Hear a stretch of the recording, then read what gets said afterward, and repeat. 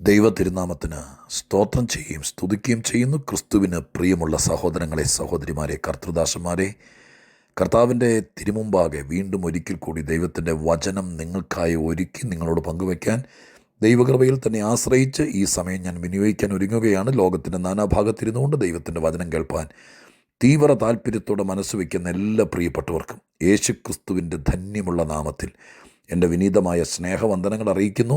ഞാൻ ഇന്നും കർത്താവിനെ ഒത്തിരി സ്തുതിച്ച് മഹത്വപ്പെടുത്തുന്നു. തിരുവെഴുത്തിലേക്ക് ശ്രദ്ധയെ തിരിക്കുകയാണ്. ഇന്നത്തെ ആത്മീക ആലോചനയ്ക്കായി നാം നമുക്ക് വേണ്ടി ദൈവം ചെയ്യുന്ന സ്നേഹത്തിൻ്റെ ഭാഷ മനസ്സിലാക്കാൻ, ദൈവം നമ്മൾ ചിലർക്ക് വേണ്ടി പ്രവർത്തിക്കുന്ന പ്രവൃത്തിയെ തിരിച്ചറിയാൻ എൻ്റെ മനതാരിൽ ദൈവം തെളിയിച്ചു തന്നിരിക്കുന്ന ഒരു കൊച്ചു ദൂതന് ആധാരമായി യെശയ്യാ പ്രവചനം 41 അധ്യായം 1 വാക്യം ഞാൻ നിങ്ങളെ വായിച്ചു കേൾപ്പിക്കാം. യെശയ്യാ പ്രവചനം 41 അധ്യായം 1 വാക്യം. ദ്വീപുകളെ എൻ്റെ മുമ്പിൽ മിണ്ടാതെ ഇരിപ്പീൻ, ജാതികൾ ശക്തിയെ പുതുക്കട്ടെ, അവർ അടുത്തു വന്ന് സംസാരിക്കട്ടെ. ഒന്നുകൂടെ ഞാൻ ആവർത്തിക്കുന്നു. ദ്വീപുകളെ എൻ്റെ മുമ്പിൽ മിണ്ടാതെ ഇരിപ്പീൻ, ജാതികൾ ശക്തിയെ പുതുക്കട്ടെ, അവരടുത്തു വന്ന് സംസാരിക്കട്ടെ. യെശയ്യാ പ്രവചനത്തിൻ്റെ പ്രവചന ഭാഷ നമ്മൾ ആത്മീക വ്യാഖ്യാനത്തിലൂടെ, വചന വെളിപ്പാടിലൂടെ തിരിച്ചറിയേണ്ടതാണ്. ഈ വാക്യത്തിനകത്ത് ദൈവം യെശയ്യാവിലൂടെ സംസാരിക്കുകയാണ്. ചിലരോട് ദൈവം പറയുന്നു, നിങ്ങളൊന്നും മിണ്ടാതിരിക്കുക, നിങ്ങൾ മിണ്ടാതിരിക്കുക. എന്തിനാണ് മിണ്ടാതിരിക്കുന്നത്? മറ്റ് ചിലർ ശക്തിയെ പുതുക്കാനും അവർ ദൈവത്തോടടുത്ത് വന്ന് സംസാരിക്കാനും അതിനു വേണ്ടി മറ്റ് ചിലരെ സൈലൻ്റ് ആക്കുകയാണ് ദൈവം. അങ്ങനെ വേണമല്ലോ ആ വാക്യത്തെ നമ്മളൊന്ന് വ്യാഖ്യാനിച്ചെടുക്കാൻ. ദ്വീപുകളോട് പറയുന്നു, മിണ്ടാതിരിക്കുക, സൈലൻ്റ് ആകുക, നിങ്ങൾ സംസാരിക്കാതിരിക്കുക.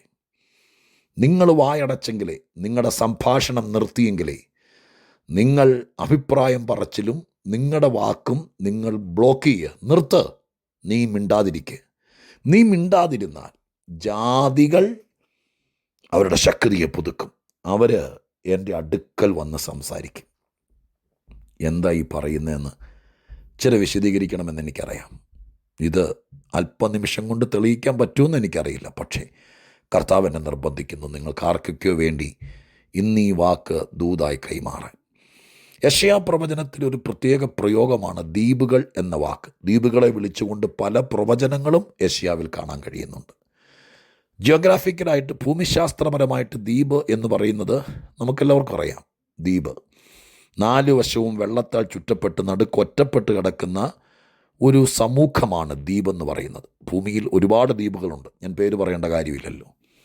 ഒറ്റപ്പെട്ട് കിടക്കുന്ന 4 വശവും വെള്ളത്താൽ ചുറ്റപ്പെട്ട് കിടക്കുന്ന ഒരു പ്രത്യേക സമൂഹം അല്ലെങ്കിൽ ഒരു പ്രത്യേക ഏരിയ, അതിനാണല്ലോ ദ്വീപെന്ന് പറയുന്നത്. വിശുദ്ധ ബൈബിളിനകത്ത് ഇങ്ങനെയൊക്കെ പറയുമ്പോൾ ഇതിനെ നമ്മൾ ഭൂമിശാസ്ത്രപരമായിട്ട് എടുക്കുന്നതിനേക്കാൾ ആത്മീകവൽക്കരിച്ചെടുക്കണം. ഇവിടെ ദ്വീപുകളോടാണ് പറയുന്നത്.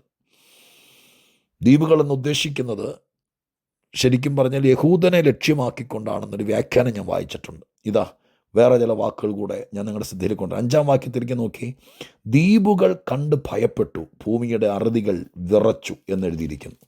42 അധ്യായം, യെശയ്യാ പ്രവചനം 42 അധ്യായത്തിൻ്റെ 10 വാക്യം. സമുദ്രത്തിൽ സഞ്ചരിക്കുന്നവരും അതിലുള്ള സകലവും ദ്വീപുകളും അവയിലെ നിവാസികളുമായുള്ളവരെ, യഹോവയ്ക്കൊരു പുതിയ പാട്ടും ഭൂമിയുടെ അറ്റത്ത് നിന്ന് അവന് സ്തുതിയും പാടുവീൻ. അപ്പോൾ ദ്വീപുകളെ വിളിച്ചിട്ട് പറയും, ദ്വീപുകളെ യഹോവയ്ക്ക് പാട്ട് പാടുവീൻ. വേദപുസ്തക പ്രവചക ഭാഷയുടെ അടിസ്ഥാനത്തിൽ, അഥവാ യെശയ്യാ പ്രവചനത്തിൻ്റെ വ്യാഖ്യാതാക്കൾ ചിലർ എഴുതിയിട്ടുള്ള വ്യാഖ്യാനത്തിൻ്റെ പശ്ചാത്തലത്തിൽ ദ്വീപുകൾ എന്നതിന് ആത്മീകവൽക്കരിക്കുമ്പോൾ എല്ലാവരിൽ നിന്നും ഒറ്റപ്പെട്ട് കിടക്കുന്ന യഹൂദ ജനതയെ ഫോക്കസ് ചെയ്യുന്നു ആത്മീകമായി. അല്ല, ലോകത്തിൽ അങ്ങനെ തന്നെയല്ലേ അവർ. ഇന്നും യഹൂദൻ ഈ ഭൂമിയിൽ 5 വൻകരകളിൽ ലോകത്തിൽ അറിയപ്പെടുന്ന ഏകദേശം 200-ഓളത്തുള്ള രാഷ്ട്രങ്ങൾ, ഏകാധിപത്യവും ജനാധിപത്യവും ഒക്കെയുള്ള ലോകത്തിലെ ചെറുതും വലുതുമായിരിക്കുന്ന 200-ഓളത്തോളം രാജ്യങ്ങൾ, ആ രാജ്യങ്ങളിൽ നിന്ന് എല്ലാവരാലും ഒറ്റപ്പെട്ട് കിടക്കുന്നൊരു കൊച്ചു ദ്വീപാണ് യഹൂദൻ അഥവാ ഇസ്രായേൽ എന്ന് പറയുന്നത്. ഞാൻ പറയുന്നതിൽ തെറ്റില്ല എന്ന് നിങ്ങൾ ഗ്രഹിക്കുമെന്ന് വിചാരിക്കുകയാണ്. ഈ ഭൂമിയിൽ ദൈവത്തിൻ്റെ വ്യാഖ്യാന ഭാഷയിൽ, പ്രവാചക ഭാഷയിൽ ഈ ലോകത്തിലെ ഒരുപാട് സമൂഹത്തിൻ്റെ ഇടയിൽ ഒറ്റപ്പെട്ട് കിടക്കുന്നൊരു ദ്വീപ് പോലെ കിടക്കുന്നു. ഭൂമിശാസ്ത്രപരമായിട്ട് ഇസ്രായേൽ ദ്വീപാണെന്നല്ല ഞാൻ ഈ പറയുന്നത്. ആത്മീകവൽക്കരിച്ച് എല്ലാവരിൽ നിന്നും വ്യത്യസ്തരായി, വ്യവസ്ഥയ്ക്കും ജീവിതത്തിനും എല്ലാത്തിനും വ്യത്യസ്തമായി അവരെ ദൈവം വ്യത്യസ്തരാക്കിയിരിക്കുന്നു. അങ്ങനെ കിടക്കുന്നൊരു സമൂഹമാണ് ഇസ്രായേൽ. അവരെ നോക്കിക്കൊണ്ടാണ് പറയുന്നത്. ദ്വീപുകളെ എന്നുള്ള അഭിസംബോധന ഒരാത്മീക ഭാഷയായിട്ട് പ്രവാചക ഭാഷയിൽ നമുക്കെടുക്കാം. ഇനി അത്രയും പിടികിട്ടിയെങ്കിൽ ഇനി നമുക്ക് ഈ വിഷയത്തിലേക്ക് വരാം. ദ്വീപുകളോട് പറയുന്നു, അഥവാ ഈ ന്യായപ്രമാണം കയ്യിലുള്ള ദൈവത്തിൻ്റെ സ്വന്തം ആളുകളാണെന്ന് പറയുന്ന, പ്രമാണത്തിൻ്റെ സൂക്ഷിപ്പുകാരാണെന്ന് പറയുന്ന പരീക്ഷ മനസ്സോടുകൂടി ബാക്കിയുള്ളവരെ ആരും അടുപ്പിക്കാതെ ജാതികളെ അകറ്റി നിർത്തിയിരിക്കുന്ന അന്നത്തെ യഹൂദ ജനതയോട് സ്വർഗത്തിലെ ദൈവം പറയുന്നു, ഡാ യഹൂദ, എടാ ദീപേ, നീ ചിലരെ മിണ്ടാതിരിക്കെ. എന്തിനാ നീ മിണ്ടാതിരിക്കുന്നത്? നീ മിണ്ടാതിരിക്കുമ്പോൾ ജാതികൾ ശക്തിയെ പുതുക്കും, അവരെൻ്റെ അടുക്കൽ വന്ന് സംസാരിക്കും. വല്ലതും മനസ്സിലാവുന്നുണ്ടോ? യഹൂദനെ അഥവാ ദ്വീപിനെ ദൈവം വായടപ്പിച്ചിട്ട് മിണ്ടാതാക്കിയിട്ട് ജാതികളെ അടുത്തു വരുത്തി അവരെ ശക്തി പുതുക്കി. അങ്ങനെ ദൈവമായ കർത്താവ് കൊണ്ടുവന്നു. അത് ആത്മീക ചരിത്രത്തിലെ വിപ്ലവാത്മകമായിരിക്കുന്നൊരു മാറ്റത്തിൻ്റെ പ്രവചന ധ്വനി കൂടെയാണെന്നുള്ള കാര്യം ഞാൻ നിങ്ങളെ ഓർപ്പിക്കുകയാണ്. ഗ്രഹിക്കാൻ ബുദ്ധിമുട്ട് കാണും, പക്ഷേ ഈ വാക്കുകളൊക്കെ ആത്മീകവൽക്കരിച്ച് മനസ്സിലാക്കിയല്ലേ പറ്റൂ. അങ്ങനെ അവരെ വായടപ്പിച്ചുകൊണ്ട് ജാതികളെ ദൈവസഭയുടെ ഭാഗമാക്കി ക്രിസ്തുവിൻ്റെ മണവാട്ടിയാക്കി അവരെ അടുത്തു വരുത്തി അവരിൽ ശക്തിയെ പകർന്ന മഹാദൈവത്തിൻ്റെ കരുണയ്ക്കായി ദൈവവചന അടിസ്ഥാനത്തിൽ ഞാൻ സ്തോത്രം ചെയ്യുന്നു. പക്ഷേ ഞാനൊരു ബൈബിൾ ക്ലാസ് എടുക്കുകയല്ലല്ലോ ഈ രാവിലെ തോറും തരുന്ന ഈ 5-10 മിനിറ്റിനകത്ത്. എനിക്ക് നിങ്ങളോട് ഓരോ ദിവസവും നിങ്ങളെ ഒന്ന് ധൈര്യപ്പെടുത്തി, നിങ്ങളെ ഒന്ന് ബലപ്പെടുത്തി, ഒപ്പം എൻ്റെ ദൈവത്തിൻ്റെ ഹൃദയം നിങ്ങളുടെ മുമ്പിലൊന്ന് തുറന്നു കാട്ടാൻ വചനത്തിലൂടെ പറ്റിയാൽ ആ കാര്യം നിർവഹിക്കുകയല്ലേ. അതുകൊണ്ട് ദൈവത്തിൻ്റെ ആത്മാവിൽ ഞാനിങ്ങനെ അടുത്ത ചില നിമിഷങ്ങൾ നിങ്ങൾക്കുള്ള വ്യക്തിപരമായ കാര്യം പറയാം. ഇതിൻ്റെ തനതായ പശ്ചാത്തലം ഇതാണെന്ന് പറഞ്ഞുകൊണ്ട് ഈ വിഷയത്തിലേക്ക് കടക്കാം. ചിലർ മിണ്ടാതിരുന്നെങ്കിലേ ചിലർ ബലപ്പെടുകയുള്ളൂ. ചിലർ മിണ്ടാതിരുന്നെങ്കിലേ ചിലർ ശക്തിയെ പുതുക്കത്തുള്ളൂ, ചിലർ രക്ഷപ്പെടുത്തുള്ളൂ. അതുകൊണ്ട് ദൈവം തന്നെ ചിലരോട് പറയും, നീ ആ കാര്യത്തിലൊരക്ഷരം മിണ്ടരുത്. പണ്ട് ലാബാനോട് ദൈവം പറഞ്ഞില്ലേ, എടാ യാക്കോബിനെ ചൊല്ലി മിണ്ടിപ്പോകരുത്, നീ ഗുണവും ദോഷവും പറയണ്ട. അവൻ രക്ഷപ്പെടാൻ, അവൻ ശക്തി പുതുക്കാൻ, അവനെക്കുറിച്ചുള്ള എൻ്റെ പ്ലാനും പദ്ധതിയും നടപ്പാക്കാൻ ദൈവം ലാബാൻ്റെ വായടപ്പിച്ചു. യേശുവിൻ്റെ നാമത്തിൽ ഞാൻ ഇന്ന് നിങ്ങൾ ചിലരോട് പറയുക, നീ രക്ഷപ്പെടേണ്ട ആളാണ്, നീ ശക്തിയെ പുതുക്കേണ്ട ആളാണ്, നീ ദൈവത്തോട് അടുത്ത് വരേണ്ട ആളാണ്, നീ ദൈവത്തിൻ്റെ പക്ഷത്ത് നിൽക്കേണ്ട ആളാണ്. നിൻ്റെ വീട്ടിൽ ചിലരുണ്ട്, പക്ഷെ അവരെ ചിലരിങ്ങനെ എല്ലാ ദിവസവും ആരെങ്കിലും വന്ന് അവരെ ദൈവത്തോട് അടുപ്പിക്കാൻ വേണ്ടി, എൻ്റെ പൊന്നുമോനെ നീ ഒന്ന് പള്ളിയിൽ പോടാ, നീ ഒന്ന് ദൈവത്തെങ്കിലേക്ക് വാടാ, ഒരു പ്രാർത്ഥനയ്ക്ക് വാടാന്ന് പറയുമ്പോൾ ആരൊക്കെയോ ദൂരെ ഇരുന്നുകൊണ്ട് അവരെ ഇങ്ങനെ തെറ്റിദ്ധരിപ്പിച്ച് വായടയ്ക്കാതെ മെസ്സേജ് അയച്ചും ഫോൺ ചെയ്തും കൊണ്ട് ഇങ്ങനെ ഈ യൂട്യൂബിൽ കാണുന്ന പല കാര്യങ്ങളും അവർക്ക് അയച്ചു കൊടുത്ത് അവരെ ദൈവത്തോട് അടുക്കാതിരിപ്പാൻ, അവർ ശക്തിയെ പുതുക്കാതിരിപ്പാൻ, അവർ ദൈവത്തിൻ്റെ മക്കളായി തീരാതിരിപ്പാൻ എവിടെയോ നിന്ന് കൺട്രോൾ ചെയ്യുന്ന ദ്വീപ് പോലെ മറഞ്ഞിരിക്കുന്ന ചിലരെ സ്വർഗത്തിലെ ദൈവം അവരോട് പറയും, ഡാ എൻ്റെ ചെറുക്കൻ രക്ഷപ്പെടാറായി, എൻ്റെ മകൾ ദൈവത്തോടടുത്ത് ദൈവത്തിൻ്റെ കൃപ പ്രാപിച്ചവർ പുതുക്കപ്പെടാറായി, നീ ഇനി മിണ്ടരുത് എന്ന് ചിലരോട് പറഞ്ഞാൽ ചിലരെ വായടപ്പിച്ചിട്ട് സ്വർഗത്തിലെ ദൈവം ചിലരെ ശക്തിപ്പെടുത്തും, ചിലരെ പുറത്തു കൊണ്ടുവരും, ചിലരെ രക്ഷിക്കും, ചിലരെ ബലപ്പെടുത്തും, ചിലരെ ദൈവത്തോട് അടുപ്പിച്ച് ദൈവത്തോട് അവർക്ക് പറയാനുള്ളതൊക്കെ പറയാൻ അവസരം ഉണ്ടാക്കും. അപ്പം ചില വായടഞ്ഞെങ്കിലേ ചിലർ രക്ഷപ്പെടുകയുള്ളൂ. ഞാൻ അങ്ങനെ തന്നെ പറയുക, ചിലരെ മിണ്ടാതാക്കും ദൈവം. കാരണം നിന്നെ ദൈവത്തിന് പുറത്തു കൊണ്ടുവരണം, നിന്നെ പൊക്കിയെടുക്കണം. ഞാനൊരു കാര്യം കൂടി ചേർത്ത് പറയാം കേട്ടോ. ഈ വാക്കിൻ്റെ അടിസ്ഥാനത്തിൽ ഈ ലോകത്തിലൊരാവാസ വ്യവസ്ഥയുണ്ട്, എല്ലാത്തിനും ഒരു ആവാസ വ്യവസ്ഥയുണ്ട്. ആ ആവാസ വ്യവസ്ഥ അനുസരിച്ചിട്ടാണ് ഇവിടുത്തെ എല്ലാ കാര്യം നടക്കുന്നത്. എളുപ്പത്തിൽ മനസ്സിലാക്കാൻ പറയാം. ഒരമ്മ കുഞ്ഞിനെ ഉറക്കുന്ന സമയമെന്ന് വിചാരിച്ചേ, കുഞ്ഞിനെ ഉറക്കുന്ന പണ്ടത്തെ ഓർമ്മ എൻ്റെ മനസ്സിൽ കിടക്കുന്നത്. ഇപ്പോഴത്തെ ഹോം നേഴ്സ് സിസ്റ്റം ഒന്നും എനിക്കറിയില്ല. പണ്ടത്തെ ഒരമ്മ കുഞ്ഞിനെ ഉറക്കുക വലിയ പാടായി. കുഞ്ഞുങ്ങൾ സിദ്ധാന്തവും കരച്ചിലുള്ള കുഞ്ഞുങ്ങളെ ഉറക്കാൻ വലിയ പാട്ടൊക്കെ പാടി മടിയിൽ വെച്ച് താരാട്ട് പാടി. നിങ്ങൾക്കറിയാമല്ലോ അമ്മമാർക്ക്. ഇങ്ങനെ ഉറങ്ങിക്കൊണ്ടിരിക്കുന്ന സമയത്ത് അപ്പുറത്തെ മുറിയിൽ നിന്ന് വലിയ ഒച്ച TV വയ്ക്കുക, മൂത്ത പിള്ളേർ രണ്ടും കൂടി വലിയ ഒച്ചയിൽ വർത്തമാനം പറയുക, വലിയ ഒച്ചയിൽ വിളിച്ചുകൊണ്ട് ഭർത്താവ് അല്ലെങ്കിൽ ഈ കുഞ്ഞിൻ്റെ അപ്പം കയറി വരുവാണെങ്കിൽ ഈ അമ്മ പറയും, മിണ്ടാതിരിക്കുക, കുഞ്ഞുറങ്ങുക, മിണ്ടാതിരിക്കുക, അവൻ ഉറങ്ങുക. എന്ത് പാടുപെട്ട ഉറക്കിയെന്നറിയാമോ? അപ്പോൾ ഇവിടുത്തെ ആവാസ വ്യവസ്ഥ അനുസരിച്ച് ചിലർ സൈലൻ്റ് ആയാലാണ് ചിലരെ ഒന്ന് ഉറക്കാൻ പോലും പറ്റുള്ളൂ.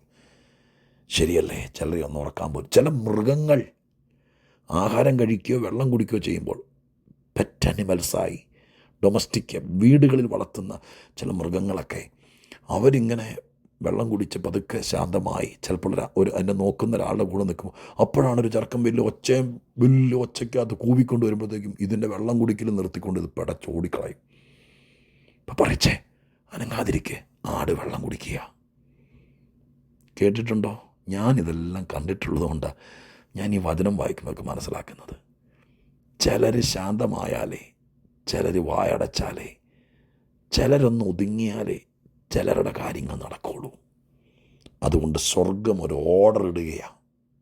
സത്യമായിട്ട് ഞാൻ ആത്മാവിൽ ഇതൊന്നും ഇങ്ങനെ ചുമ്മാ പുസ്തകം വായിച്ചാൽ കിട്ടുന്നതല്ലല്ലോ. നിങ്ങൾക്ക് കേൾക്കുമ്പോൾ മനസ്സിലാകില്ലേ? ഞാൻ ഒരു കമൻട്രിയും വായിച്ചിട്ട് പറയുന്നതല്ല. എൻ്റെ മുമ്പിൽ വിശുദ്ധ ബൈബിളല്ലാതെ വേറൊന്നുമില്ല. പക്ഷേ ഈ 41:1 നോക്കുമ്പോൾ സ്വർഗം എന്നോട് പറഞ്ഞു, ഞാൻ ചിലരോട് പറയാൻ പോവാ മിണ്ടാതിരിക്കാൻ. ഇനി അവൻ രക്ഷപ്പെടുന്നത് വരെ, ഇനി അവൻ പരീക്ഷയ്ക്ക് ജയിക്കുന്നവരെ അഭിപ്രായം പോലും പറയരുത്. ഞാൻ അവരെ കടമ്പ കടത്തി വിടാൻ പോവുക. ഞാൻ അവരെ കൈപിടിച്ചുയർത്താൻ പോവുക. ഞാൻ അവരെ പുറത്തു കൊണ്ടുവരാൻ പോവുക. അടിമനുഖം തകർക്കാൻ പോവുക. മിണ്ടിയേക്കരുത്. നീ ഇനി അഭിപ്രായം പറയരുത്. മനസ്സ് തളർത്തരുത്. കൂടെ അതും ഇതും പറഞ്ഞ് നെഗറ്റീവും പറഞ്ഞ് തളർത്തരുത്. മിണ്ടരുത്. ചിലർ മിണ്ടാതിരുന്നാൽ ചിലർ ശക്തിയെ പുതുക്കും, ചിലർ ബലപ്പെടും, ചിലർ ദൈവത്തോടടുക്കും, ചിലർ കൃപ പ്രാപിക്കും, ചിലർ സഭയ്ക്കകത്ത് വരും, ചിലർ നന്മകൾ അനുഭവിക്കും. അത് ദൈവം കണ്ടിട്ടുണ്ട്. ഞാൻ ഈ വ്യാഖ്യാനത്തെ ഭയങ്കരമാണ് ഞാൻ വിശ്വസിക്കുന്നു. കാരണം എൻ്റെ മനസ്സിനകത്ത് ഇതൊന്നുമില്ലായിരുന്നു ദൈവമക്കളെ. ഞാൻ എവിടെയും ബുക്ക് നോക്കി പറയുന്നതല്ല. കണ്ണടച്ച് പ്രാർത്ഥിക്കുമ്പോൾ ഈ വാക്കുകൾ ഇതുപോലെ ഞാൻ തന്നെ ദൈവത്തിന് സ്തോത്രം ചെയ്യുന്നു. ഇത് സംഭവിക്കും. ചിലരെ മിണ്ടാതാക്കിക്കൊണ്ട് ചിലരെ ദൈവം ഉയർത്തും. നമുക്കതിനായി കാത്തിരിക്കാം. ആരോടും വൈരാഗ്യം വേണ്ട. ആരെയും ചൂണ്ടിക്കാണിക്കണ്ട. ദൈവത്തിനെല്ലാം അറിയാം.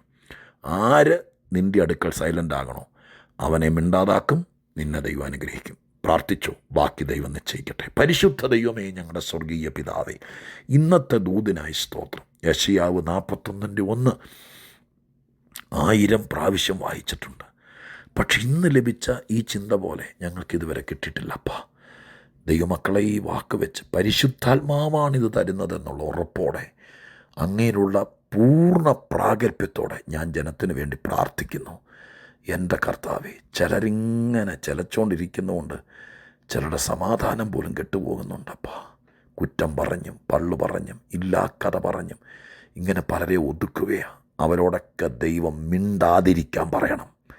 എന്നിട്ട് ചിലരെ ശക്തിപ്പെടുത്തി പുറത്തു കൊണ്ടുവരണം. സ്വർഗം അത് ചെയ്യുമെന്ന് വിശ്വസിക്കുന്നു. വീടുകളിലും സഭകളിലും കൂട്ടായ്മയിലും ജോലിസ്ഥലത്തും നാട്ടിലും സമൂഹത്തിലും എല്ലാം ഈ വചനം ഫലിക്കട്ടെ. പ്രാർത്ഥന കേട്ടതിന് നന്ദി. യേശുവിൻ നാമത്തിൽ തന്നെ.